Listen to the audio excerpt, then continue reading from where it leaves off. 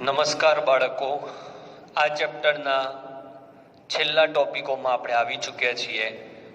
વારંવાર હું કહું છું, આ ચેપ્ટર શીખવાની એક અને માત્ર એક જ નાનકડી ટ્રીક, ઇલેક્ટ્રોન રચના પરફેક્ટ આવડવી જોઈએ. બાકી એકની એક વાત અલગ અલગ રીતે આ ચેપ્ટરમાં કહેવામાં આવી છે. શરૂઆતમાં કોસેલ લુઈસ અભિગમ આવ્યો, એના પછી લુઈસ બંધારણ આવ્યું, એના પછી વીએસ-ઈપીઆર સિદ્ધાંત આવ્યો. આ બધા દ્વારા અણુઓની રચના વિશે પ્રોપર માહિતી ના મળી, એટલે ક્વોન્ટમ યાંત્રિકી નમૂનો આવ્યા. ક્વોન્ટમ યાંત્રિકી નમૂના બે હતા પાછા.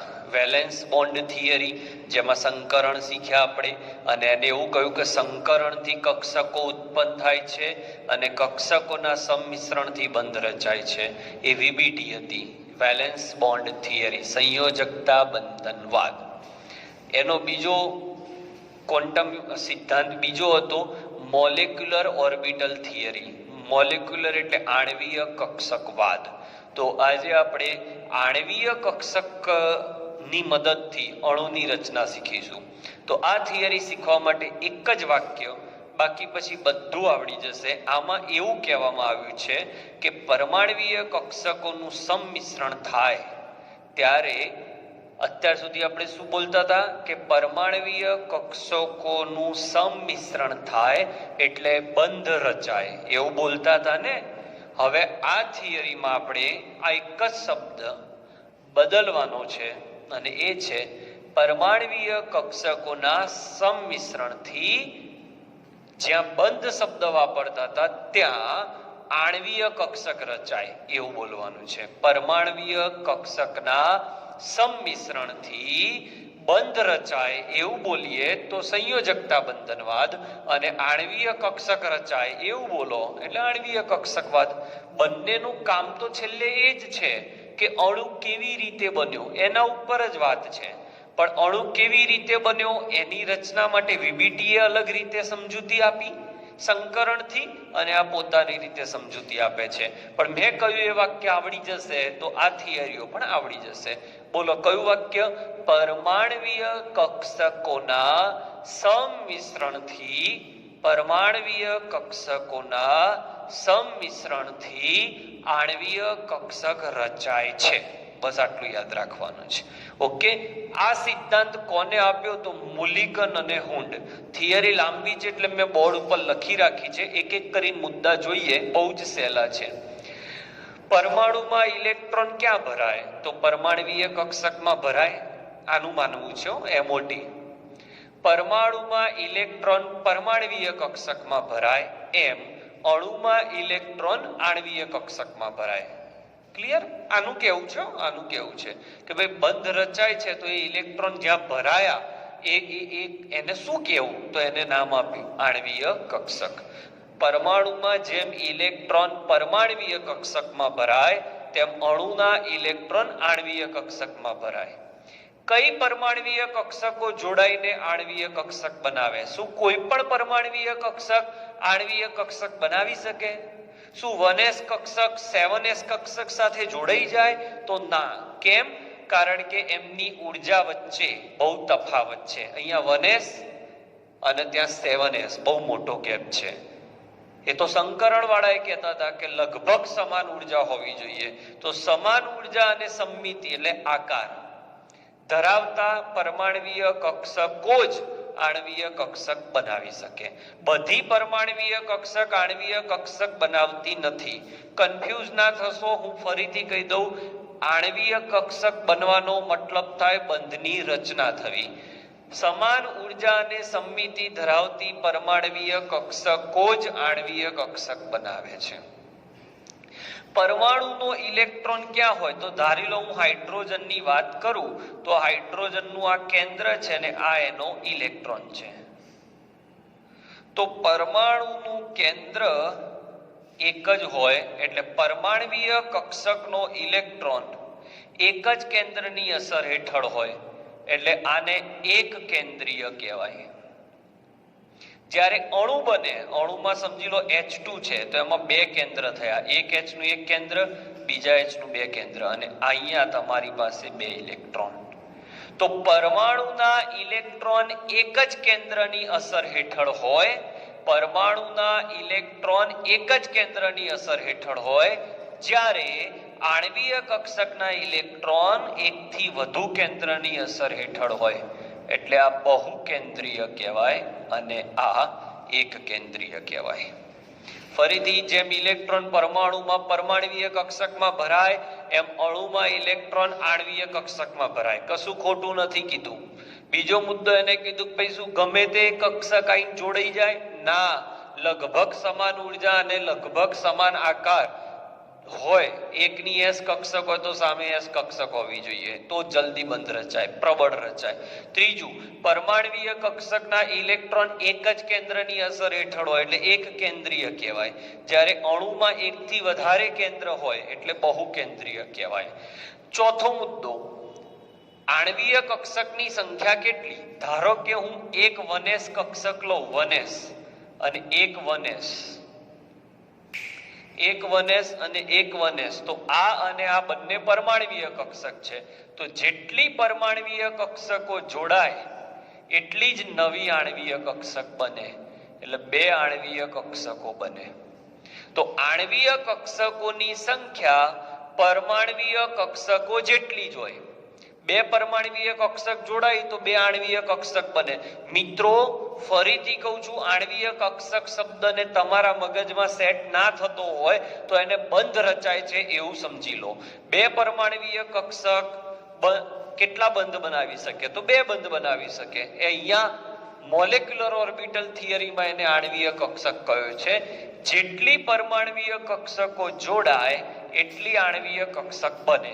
એમાંથી અડધી એટલે એક બંધ બનાવવામાં સપોર્ટ કરે એટલે બંધકારક, અને બીજી બંધ બનાવવામાં મુશ્કેલી લાવે, બંધ પ્રતિકારક. આને ઇંગ્લિશમાં બોન્ડિંગ કહેવાય, આને ઇંગ્લિશમાં એન્ટી બોન્ડિંગ કહેવાય. બોન્ડિંગ મોલેક્યુલર ઓર્બિટલ, બંધકારક આણ્વીય કક્ષક, અને આ anti bonding molecular orbital. Molecular ઓર્બિટલનું ગુજરાતી આણ્વીય કક્ષક. બોલો મુદ્દો, જેટલી પરમાણ્વીય કક્ષક એકબીજા સાથે જોડાય એટલી જ આણ્વીય કક્ષક બને, જેમાંથી અડધી બંધકારક હોય જે બંધ બનાવવામાં સપોર્ટ કરે અને અડધી બંધ પ્રતિકારક હોય. હવે ઘણાના ચહેરા પર ડીમ થઈ ગયા કે સાહેબ આ તો શું ચાલુ થયું છે. યસ, એટલે જ તો કહું છું, જેટલું બેઝિક તમારું પાવરફુલ એટલી શાંતિ. આખી થિયરીમાં મગજમાં આણ્વીય કક્ષકનો મતલબ બંધ છે એવું વિચારો. હવે વાત આગળ કરું. સાહેબ બંધકારક અને બંધ પ્રતિકારક એટલે શું? તો એક કક્ષક એવી છે જે એવું કહે છે કે અણુ બનવા દો, બીજી કક્ષક એવી છે કે હું અણુ નહીં બનવા દઉં. તો હવે કન્ફ્યુઝન થયું કે બંધ પ્રતિકારક અને અબંધકારકમાં શું ફરક? અબંધકારક ઇલેક્ટ્રોન યુગ્મ એ પડી રહે, બંધ બનવામાં ન બનવામાં એનો કોઈ ભાગ નથી. પણ બંધ પ્રતિકારક હોય એ બંધ બનવા ના દે. એટલે અબંધકારક અને બંધ પ્રતિકારક બેમાં ફરક છે. અબંધકારક એ બંધ એ મધ્યસ્થ પરમાણુ પર પડી રહે, જ્યારે બંધ પ્રતિકારક એ અણુની રચનાનો વિરોધ કરે, પેલો વિરોધ ના કરે. આ તો બહુ સહેલો મુદ્દો છે. જેમ પરમાણુ કેન્દ્રની આસપાસ ઇલેક્ટ્રોન મળવાની સંભાવનાની વ્યાખ્યા શું આવે? પરમાણ્વીય કક્ષક. તો અણુના કેન્દ્રની આસપાસ ઇલેક્ટ્રોન મળવાની સંભાવનાને શું કહેવાય? આણ્વીય કક્ષક. પરમાણુના કેન્દ્રની આસપાસ ઇલેક્ટ્રોન મળવાની સંભાવનાને પરમાણ્વીય કક્ષક કહેવાય. તો અણુના કેન્દ્રના સમૂહની, આ શબ્દ જોયો તમે, સમૂહ, કારણ કે અણુમાં એક કેન્દ્ર ના હોય, વધુ કેન્દ્રો હોય. કેન્દ્રના સમૂહને શું કહેવાય? આણ્વીય કક્ષક. બોલો, 5 મુદ્દા ક્લિયર? તો આટલાનો સ્ક્રીનશોટ લઈ લો, હજી 2 મુદ્દા છે તમારી પાસે.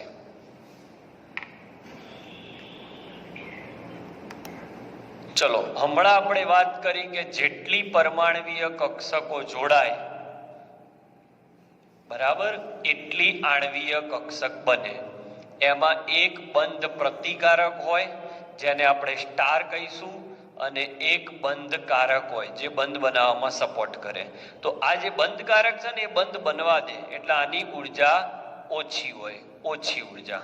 અને આ બંધ ના બનવા દે એટલે આની ઉર્જા વધુ હોય. ઓછી ઉર્જા વાળા સ્થાયિત્વ આપે, અણુને બનવા દે, અને આ ન બનવા દે, અસ્થાયી બનાવવાનો ટ્રાય કરે. બહુ સહેલું છે. એટલે બંધકારક કક્ષકો નીચે આવશે અને બંધ પ્રતિકારક કક્ષકો ઉપર આવશે. બરાબર. અને આ આપણે ઉર્જા લેવલ વિચારીએ કે આ ઉર્જા છે એનાથી ઓછી ઉર્જા અને વધારે ઉર્જા. નેક્સ્ટ થિયરીમાં આના ઉપર જ આપણે કામ કરવાનું છે. તો ફરીથી જેટલી પરમાણવીય કક્ષક જોડાય એટલી જ આણવીય કક્ષક બને. જેમાં ધારો કે 2 જોડાય તો 2 આણવીય કક્ષક બને, જેમાંથી એક બંધ બનાવવાનો સપોર્ટ કરે, બંધકારક, અને એક બંધ બનાવવાનો વિરોધ કરે, બંધ પ્રતિકારક. અબંધકારક નહીં, બંધ પ્રતિકારક. બંધકારકને બોન્ડિંગ કહેવાય, બંધ પ્રતિકારકને એન્ટી બોન્ડિંગ કહેવાય. તો આ એન્ટી બોન્ડિંગ છે. ઓકે. આની ઉર્જા ઓછી હોય અને આની ઉર્જા વધારે હોય. 7મો મુદ્દો, પરમાણુમાં ઇલેક્ટ્રોન ક્યાં ભરાય? તો એના માટે અફબાઉ પાઉલી અને હુન્ડનો નિયમ છે. એમ આણવીય કક્ષકોના ઇલેક્ટ્રોન પણ, આણવીય કક્ષકના ઇલેક્ટ્રોન પણ અફબાઉ પાઉલી અને હુન્ડના નિયમને જ અનુસરે છે. ઓકે. તો આ સાથે આજની થિયરી મોલેક્યુલર ઓર્બિટલ થિયરીની અભિધારણાઓ લખો તો આટલા થાય. હું ફટાફટ બધા મુદ્દા બોલી જઉં છું. પહેલો મુદ્દો હતો પરમાણુમાં જેમ પરમાણવીય કક્ષકમાં ઇલેક્ટ્રોન ભરાય તેમ અણુમાં ઇલેક્ટ્રોન આણવીય કક્ષકમાં ભરાય. કોઈ પણ પરમાણવીય કક્ષકો આવીને આણવીય કક્ષક બનાવી દેવું નથી. મગજમાં ક્લિયર રાખો, આણવીય કક્ષક એટલે 2 પરમાણવીય કક્ષક જોડાય, પણ ગમે ત્યાં આવીને જોડાઈ જાય એવું નહીં. સમાન ઉર્જા અને સમાન આકાર. એસ ની સામે એસ, પી ની સામે પી જ જોઈએ. ડમ્બેલની સામે ડમ્બેલ, ગોળાકારની સામે ગોળાકાર હોય તો જે સંમિશ્રણ સારું કહેવાય અને તો જ બંધ રચાય. ત્રીજો મુદ્દો, પરમાણુમાં કેન્દ્રની એક જ કેન્દ્રની અસર હોય, જ્યારે અણુમાં એકથી વધુ કેન્દ્ર હોય. ચોથો મુદ્દો, જેટલી કક્ષકો જોડાય એટલી જ નવી આણવીય કક્ષક બને છે. બરાબર. પછી પરમાણુમાં ઇલેક્ટ્રોન મળવાની સંભાવનાને પરમાણવીય કક્ષક કહેવાય. તેમ અણુના કેન્દ્રના સમૂહની આસપાસ, કારણ કે અણુમાં એક કેન્દ્ર નથી, કેન્દ્રનો સમૂહ છે. પછી જોયું બંધકારક આણવીય કક્ષકની ઉર્જા ઓછી અને બંધ પ્રતિકારક આણવીય કક્ષકની ઉર્જા વધુ હોય છે. Okay, clear? તો આજનો લેક્ચર અહીંયા પૂરો કરીએ છીએ. સ્ક્રીનશોટ લઈ લો. ચલો બાળકો, આજના લેક્ચરમાં મોલેક્યુલર ઓર્બિટલ થિયરીનો ઉપયોગ કરી H2 અણુ કેવી રીતે બનશે એની ચર્ચા કરું. તો આ જે છે H2 અણુમાં પરમાણવીય કક્ષકોનું રૈખિક સંગઠન, તો એને ઇંગ્લિશમાં લખાય લિનિયર. લિનિયર એટલે રૈખિક, લિનિયર સંગઠન એટલે combination, linear combination of, linear combination of atomic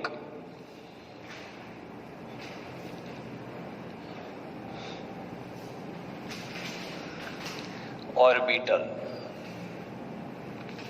જો આખું linear combination સંગઠન એટલે જોડાવું ઓફ પરમાણવીય કક્ષકોને ઇંગ્લિશમાં કહેવાય એટોમિક ઓર્બિટલ. એટલે આને શોર્ટમાં લખાય LCAO. સૌથી પહેલા LCAO નો ફાયદો શું? તો આપણે ચેપ્ટર 2 માં શીખ્યા હતા કે શ્રોડિંજર સમીકરણ એટલે સાય હતું ને, શ્રોડિંજર સમીકરણ એ માત્ર એક ઇલેક્ટ્રોન ધરાવતા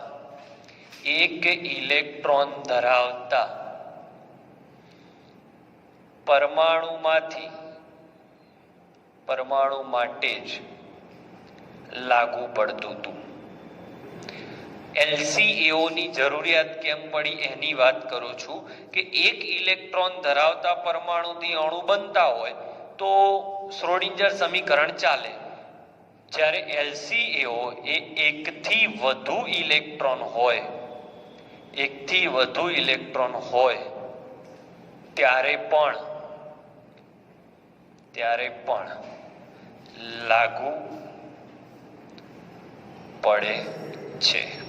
એકથી વધુ ઇલેક્ટ્રોન હોય ત્યારે પણ લાગુ પડે. આ એનો મેઇન કોન્સેપ્ટ છે. બરાબર. તો LCAO ની મદદથી H2 અણુની રચના સમજાવું છું. તો આપણે સૌથી પહેલા H2 અણુમાં બે પરમાણુ છે, બે H છે. તો બંને H ને અલગ ઓળખવા માટે આપણે એને સિમ્બોલાઇઝ કરી દઈએ. એક પરમાણુને HA કહી દઉં અને બીજા પરમાણુને HB કહી દઉં. વેલેન્સ બોન્ડ થિયરીમાં પણ આ કર્યું હતું. HA નો તરંગ વિધેય એટલે psi, ઇલેક્ટ્રોન મળવાની સંભાવના દર્શાવે, એને psi A દ્વારા દર્શાવીએ. અને HB માટે ઇલેક્ટ્રોન મળવાનું મૂલ્ય દર્શાવતું વિધેય એને psi B કહીએ. ગભરાશો નહીં, એકદમ શાંતિ જુઓ. બહુ નાના કોન્સેપ્ટો છે. H2 અણુ મારે બનાવવો છે. તો H2 અણુમાં બે પરમાણુ છે, H અને H. પણ બંનેને આપણે અલગ ઓળખવા માટે એકને મેં HA નામ આપી દીધું, બીજાને મેં HB નામ આપ્યું. HA માં ઇલેક્ટ્રોન મળવાની સંભાવના દર્શાવતા વિસ્તાર માટે તરંગ વિધેય લેવાય. ચેપ્ટર નંબર 2 માં શીખ્યા. તો આને psi A અને આને psi B. હવે આ તરંગ વિધેય જે મળ્યા એમનો સરવાળો ને બાદબાકી કરીએ એટલે psi A અને psi B વચ્ચે કા સરવાળો કા બાદબાકી થાય એને જ પરમાણવીય કક્ષકોનું, આને જ કહેવાય પરમાણવીય કક્ષકોનું રૈખિક સંગઠન. એકવાર પ્લસ એકવાર માઇનસ. પ્લસ થી શું થાય અને માઇનસ થી શું થાય એની પણ આપણે વાત કરીએ. તો હવે આટલી જે વાત છે એના ઉપરથી અણુ કેવી રીતે બને એની વાત કરું. ફરી એકવાર મિત્રો, LCAO એટલે linear combination of atomic orbital. Okay. કેમ જરૂર પડી? તો શ્રોડિંજર સમીકરણ માત્ર એક ઇલેક્ટ્રોન ધરાવતા પરમાણુઓને સરળતાથી અણુ કેવી રીતે બને એ સમજાવી શકતો હતો, પણ એકથી વધુ ઇલેક્ટ્રોન થઈ જાય ત્યારે આ નિયમ લાગુ પડતો નથી. પછી આપણે જોયું H2 માટે HA HB તરંગ વિધેય, આનું psi A, આનું તરંગ વિધેય psi B. આ બંને વચ્ચે કા સરવાળો થાય કા બાદબાકી થાય, એને જ કીધું એને રૈખિક સંગઠન. તો હવે આપણે રૈખિક સંગઠન કરીએ તો જો psi A plus or minus psi B, તો બે પરમાણવીય કક્ષકોના રૈખિક સંગઠનથી આણવીય કક્ષકનો તરંગ વિધેય મળે. એટલે બે પરમાણવીય કક્ષકોના જોડાવાથી પ્લસ થવાથી કે માઇનસ થવાથી શું થશે એ જોવાનું છે. તો psi MO, MO એટલે મોલેક્યુલર ઓર્બિટલ. બે પરમાણવીય કક્ષકો વચ્ચે રૈખિક સંગઠન એટલે પ્લસ અથવા માઇનસ, તો એનાથી આણવીય કક્ષક બને.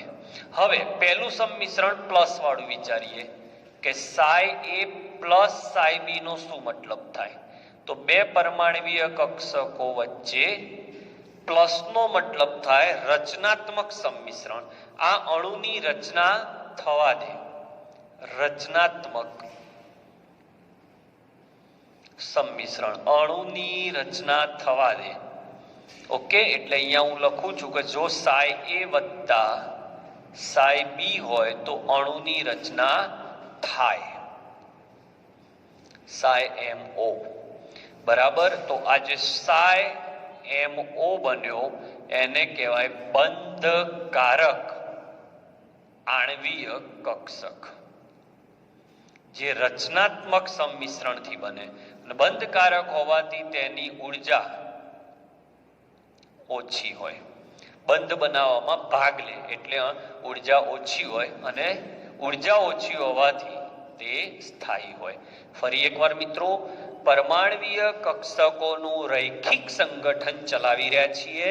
રૈખિક સંગઠનનો મતલબ થાય બે પરમાણવીય કક્ષકો વચ્ચે પ્લસ અને માઇનસ. જો પ્લસ થાય એટલે બંને એકબીજાને સપોર્ટ કરે એટલે કે રચનાત્મક સંમિશ્રણ થાય. બીજી ભાષામાં ઘણા લોકો આને પૂરક સંમિશ્રણ પણ કહેતા હોય છે મિત્રો. અઘરી થિયરીઓ છે પણ વાત બધી એની જ છે.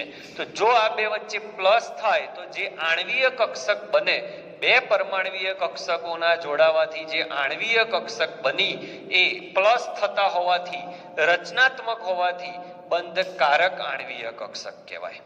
ઓકે, હવે આની જગ્યાએ આ ઓપ્શન 1 છે. હવે ઓપ્શન 2 લઈએ. આટલાનો સ્ક્રીનશોટ લઈ લો, પછી ઓપ્શન 2 લઈએ. હવે બીજો ઓપ્શન લઈએ અહીંયા મિત્રો. એમાં સાય એ અને સાય બી વચ્ચે બાદબાકી થાય.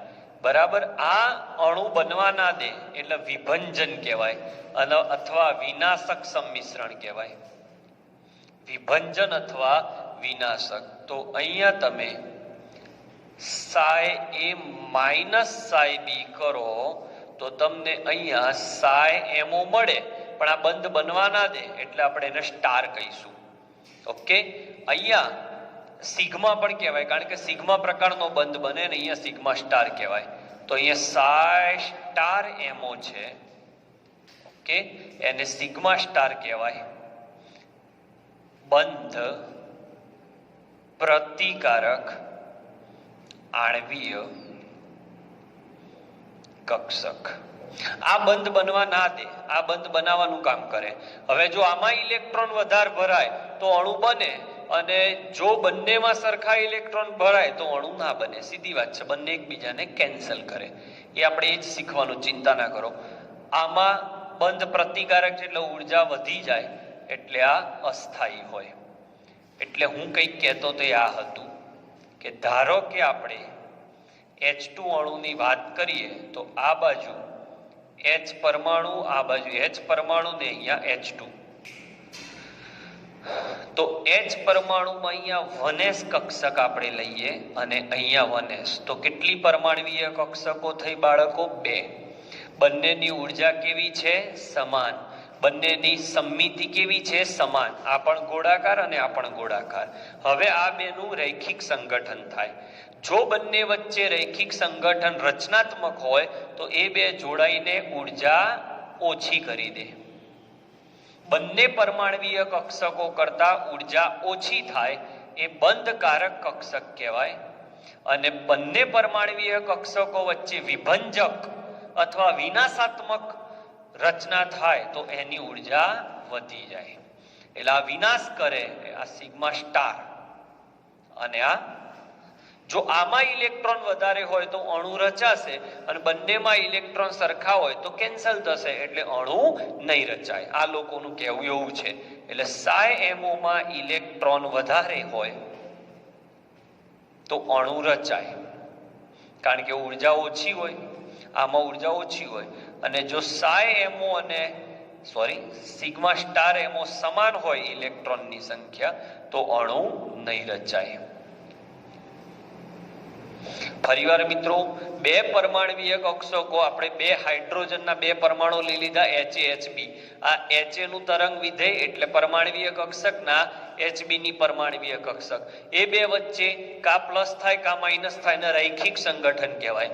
જો પ્લસ થાય તો રચનાત્મક, રચનાત્મક થી બંધકારક બને, સપોર્ટ કરે, એટલે ઉર્જા ઓછી હોય. આખું કેમિસ્ટ્રી રોજ આવું કહે છે કે જેટલી ઉર્જા ઓછી એટલો ફાયદો. ઉર્જા ઓછી હોય સ્થાયી રચના, અને જો અહીંયા બંધ પ્રતિકારક છે એટલે ઉર્જા વધુ અને અસ્થાયી. એટલે કીધું પેલા બધા મુદ્દા હતા ને જે આણ્વીય કક્ષકવાદની બધી જ અભિધારણાઓ, એ બધી અભિધારણાઓ અહીંયાથી લખી શકાય કે પરમાણુમાં પરમાણ્વીય કક્ષક હોય, અણુમાં આણ્વીય કક્ષક હોય. બે પરમાણ્વીય કક્ષકોની સમમિતિ સમાન હોવી જોઈએ. પરમાણ્વીય કક્ષકોના જોડાવાથી આણ્વીય કક્ષક બને. એમાંથી અડધી બંધકારક, અડધી બંધ પ્રતિકારક. પરમાણ્વીય કક્ષકોના કેન્દ્ર 1 હોય, અણુના કેન્દ્ર 1 થી વધારે હોય. પરમાણુમાં ઇલેક્ટ્રોન મળવાની સંભાવના પરમાણ્વીય કક્ષક, અણુમાં ઇલેક્ટ્રોન મળવાની સંભાવના આણ્વીય કક્ષક. બંધકારકની ઉર્જા ઓછી હોય અને બંધ પ્રતિકારકની ઉર્જા વધારે હોય. આ સાતે સાત મુદ્દા જે આગળના વિડીયોમાં તમે જોયા એ સાતે સાત મુદ્દા જો મોઢે કરવા હોય તો તમને આટલી આકૃતિ આવડવી જોઈએ. જો આટલી આકૃતિ ધ્યાનમાં લઈને તમે એ સાત મુદ્દા વાંચશો તો તમને બધી જ ખબર પડી જશે. ઓકે, તો સૌથી ટફ થિયરી આ ચેપ્ટરની કહી શકાય એ પૂરી થઈ. Please take the screenshot. નમસ્કાર બાળકો, આજે આપણે બંધકારક આણ્વીય કક્ષક અને બંધ પ્રતિકારક આણ્વીય કક્ષક વચ્ચેનો તફાવત શીખીશું. પહેલો પોઈન્ટ, આને આપણે ઇંગ્લિશમાં BMO કહીએ છીએ અને આ કોઈ તફાવત નથી પણ યાદ રાખવા ABMO કહીએ છીએ. આ બંને વસ્તુને સમજવા માટે એક આકૃતિ હું વચ્ચે લઈ લઉં જેથી કરીને બંનેના તફાવત તમને ક્લિયરલી સમજાવી શકું. આ 1s કક્ષક, આ 1s, આ બંનેથી આ રીતે તમને નીચે હતું એ યાદ છે ને BMO બંધકારક અને ઉપર હતું એ ABMO. ઓકે, તો આના ઉપરથી આ આકૃતિ ઉપરથી આપણે ધીમે ધીમે તફાવત લાવીશું. યાદ કરો તો આ બે કેવી રીતે બન્યા હતા? તો BMO એ એમના તરંગ વિધેય વચ્ચે ના સરવાળાથી બન્યા હતા. એટલે બંને એકબીજાના પ્રબલક હતા, એટલે એકબીજાને મદદ કરતા હતા. એટલે પરમાણુના તરંગ વિધેય વચ્ચે પ્રબલક અથવા પૂરક સંમિશ્રણ થવાથી બંધકારક આણ્વીય કક્ષક બને અને અહીંયા પરમાણુના ઇલેક્ટ્રોનના તરંગ વિધેય વચ્ચે વિરોધ થવાથી અથવા વિભંજન થવાથી તમને બંધ પ્રતિકારક આણ્વીય કક્ષક બને. આ બંધ બનાવે છે, બરાબર? તો આ જે બંધ બનાવે છે અને આ બંધ બનાવવામાં વિરોધ કરે છે, એટલે આમાં જ્યારે ઇલેક્ટ્રોન ભેગા થાય તો એ ઘનતા અહીંયા આ રીતે ઇલેક્ટ્રોન ઘનતા બંને પરમાણુની વચ્ચે હોય એટલે બંધ જેવું દેખાય. જ્યારે અહીંયા જોડાય ત્યારે એક દૂર હોય અને બીજો પણ દૂર હોય, બરાબર? એટલે ઇલેક્ટ્રોન ઘનતા વચ્ચે નથી એટલે બંધ બનતો નથી. અહીંયા આપણે કહી શકીએ કે અહીંયા જે ઇલેક્ટ્રોન ભરાયા હોય અને અહીંયા જે ભરાયા હોય તો અહીંયાના ઇલેક્ટ્રોન વચ્ચે અપાકર્ષણ હોય તો ખરી પણ ઓછું હોય. જ્યારે અહીંયા ઉપર ભરાયા છે એ ઇલેક્ટ્રોન વચ્ચે અપાકર્ષણ વધારે હોય.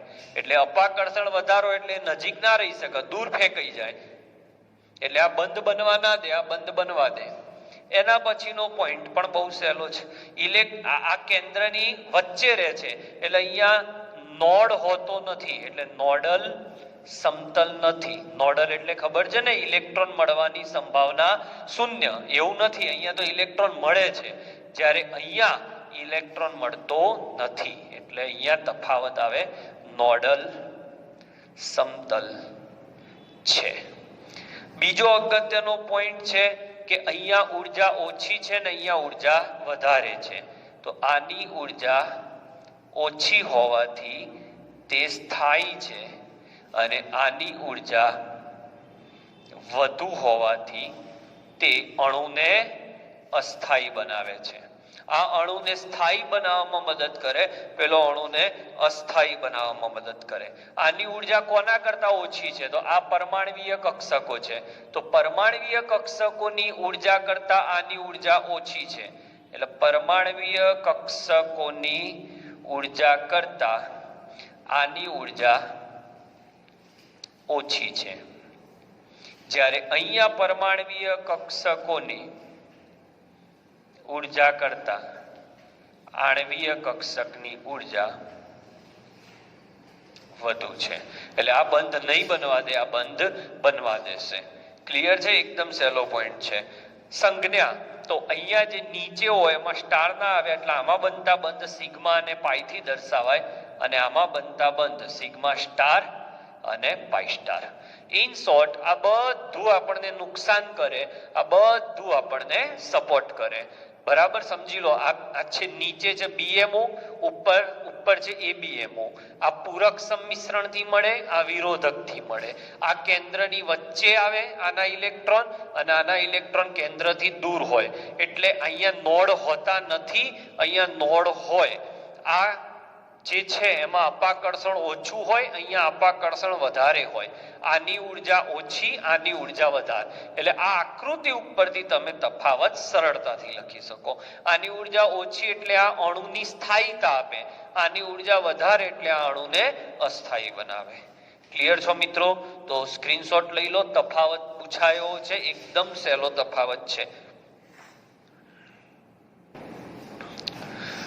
પરમાણવીય કક્ષકો એકબીજા સાથે સંગઠન ક્યારે પામે? એટલે એના એ જ મુદ્દા છે જે વીબી થિયરીમાં હતા. જ્યારે પરમાણવીય કક્ષકો વચ્ચે ઉર્જાનો તફાવત ના હોય, એટલે કે ન હોય, એટલે કે લગભગ સમાન ઉર્જા હોય. એટલે 1s અને 1s વચ્ચે સંમિશ્રણ થાય, પણ તમે 1s અને 7s લો તો ના થાય, કારણ કે ઉર્જા તફાવત બહુ મોટો છે. બીજો મુદ્દો હું આગળ બોલી ગયો છું. જે પરમાણવીય કક્ષકોની સમમિતિ સમાન હોય, જે પરમાણવીય કક્ષકોની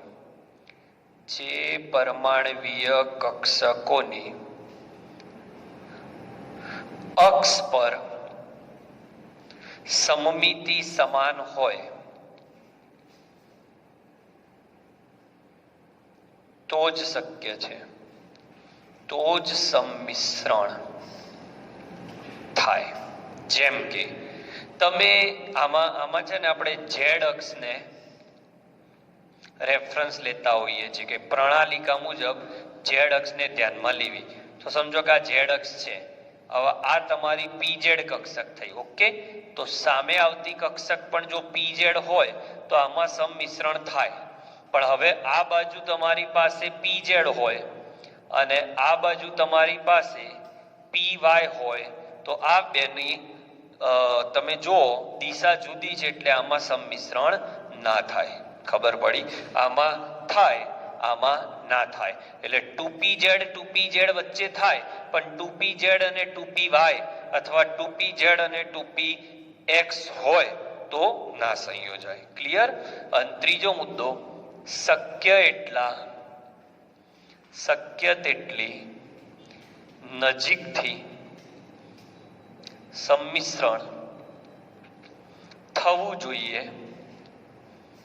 જોઈએ જેથી શું થાય? જેથી પ્રબળ બંધ રચાય.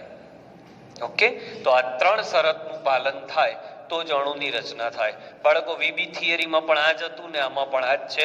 કન્ફ્યુઝ ના થશો, બંનેનો અર્થ એક જ છે. બંને અણુ કેવી રીતે બને છે એના ઉપર ફોકસ કરે છે. પેલો સંકરણથી સમજાવે છે, આ તરંગ વિધેયના રૈખિક સંગઠનથી સમજાવે છે. તો આની એક થિયરી હજી બાકી રહી કે સિગ્મા ક્યારે કહેવાય. જેમ પેલામાં કહી દીધું કે છેડાથી છેડાનું સંમિશ્રણ સિગ્મા અને બાજુથી બાજુનું સંમિશ્રણ પાઈ, એમ આમાં સિગ્મા કોને કહેવાય ને પાઈ કોને કહેવાય એ પણ આમાં આવશે. એટલે એક થિયરી કરીશું એટલે આ પૂરું. પછી ચેપ્ટર સાવ સહેલું છે. 2 લેક્ચરમાં તમારે આના પછી 3 કે 4 લેક્ચર નાના આવશે એટલે ચેપ્ટર પૂરું થઈ જશે. સ્ક્રીનશોટ લઈ લો. ચલો.